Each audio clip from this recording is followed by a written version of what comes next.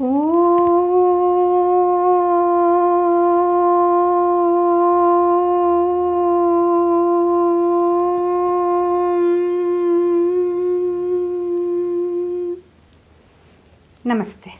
आज हम लोग इस चमत्कारिक श्रृंखला की एक और चमत्कारिक शक्ति का वर्णन करेंगे। एक और सिद्धि के बारे में देखेंगे। ये सिद्धि हल्के से हल्का, बहुत हल्का हो जाना। शरीर वैसे ही रहेगा लेकिन उसका बाहर पूरी तरह से हल्का हो जाएगा। ये कैसे संभव है? अपने शरीर को वैसे ही बनाए रखना किंतु ऐसी स्थिति प्राप्त करना जो बहुत ही हल्के से हल्का हो जाए। हाथी का आकार बहुत बड़ा होता है, हाथी वैसा ही है लेकिन वो हल्का हो जाए। शेर शेर ही रहेगा किंतु ये सब एक वेफर की तरह, जो बहुत हल्की चीज़ हो उस तरह हल्का हो जाना, कोई भार नहीं रहेगा। ये कैसे संभव है? योग स्क्रिप्ट्स में ये कहते हैं कि अगर कोई एक योगी सही संयमा को प्राप्त करे, सही तौर पर जाए, तथ्य की पूरी जानकारी रखे, संयमा तथ्य की पूरी जानकारी रखे, देवत्व से जुड़े तो कुछ भी संभव है।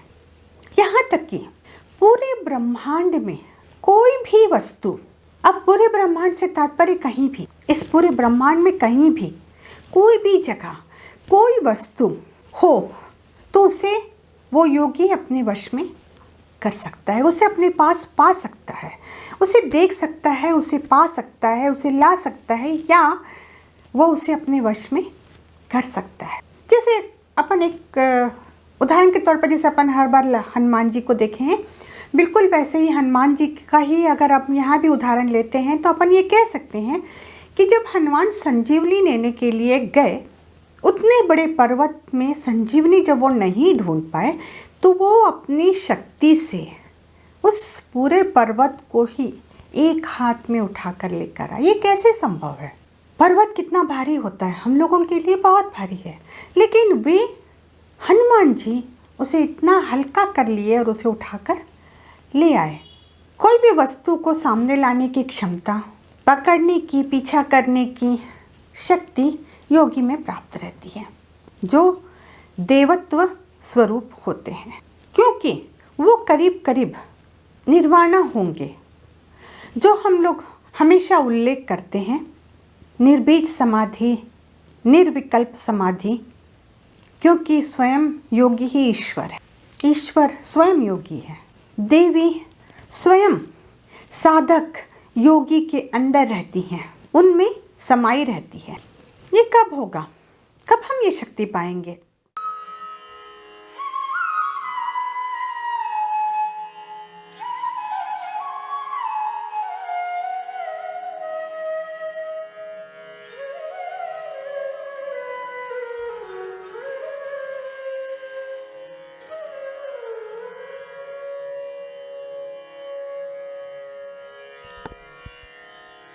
कोई भी शक्ति हम लोगों के लिए नहीं होनी चाहिए, हम लोगों के उपयोग के लिए नहीं होनी चाहिए। ये दूसरों की भलाई के लिए या कल्याण के लिए होनी चाहिए। जब भी, जिस क्षण भी हम किसी भी शक्ति का उपयोग अपने स्वयं के लिए करते हैं, तब हम समझो इस विश्व से अलग हो जाते हैं। और जिस क्षण हम ये शक्ति का प्रयोग दूसरों की भलाई, कल्याण के लिए करते हैं तो हम भी इस विश्व के ही एक भाग में रहते हैं या एक भाग हो जाते हैं।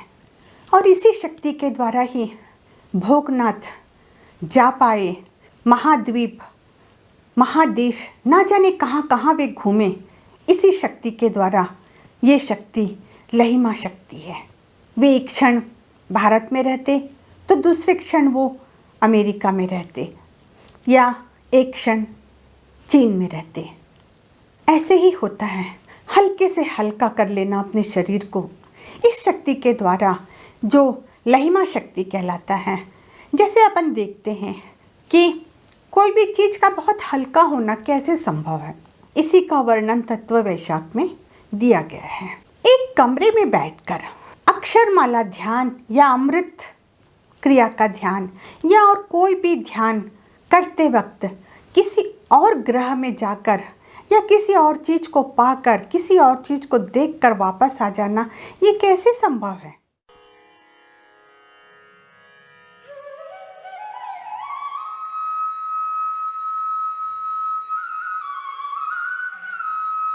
ये संभव है हमारे ही सदस्य जो हम ध्यान करते हैं, तब हम दूसरे ग्रह को देखते हैं, देवत्व को देखते हैं, और वो चीज़ जिसे हम नहीं जानते वो भी हम देखते हैं।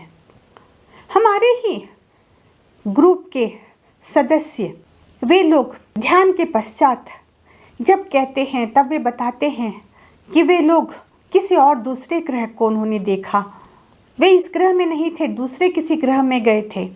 ये कैसे हो सका? क्या आप समझते हैं कि आपका मन गया? एक बात याद रखिए, जब भी आप ध्यान में, गहरे ध्यान में चले जाते हैं, तब आपका मन भी वहाँ से बाहर चला जाता है, वो आप वहाँ नहीं रहता है आपके पास। आप बिना मन की स्थिति में रहते हैं उस वक्त। जब आप ध्यान की गहराई में होते हैं तो आप माइंडलेस रहते हैं।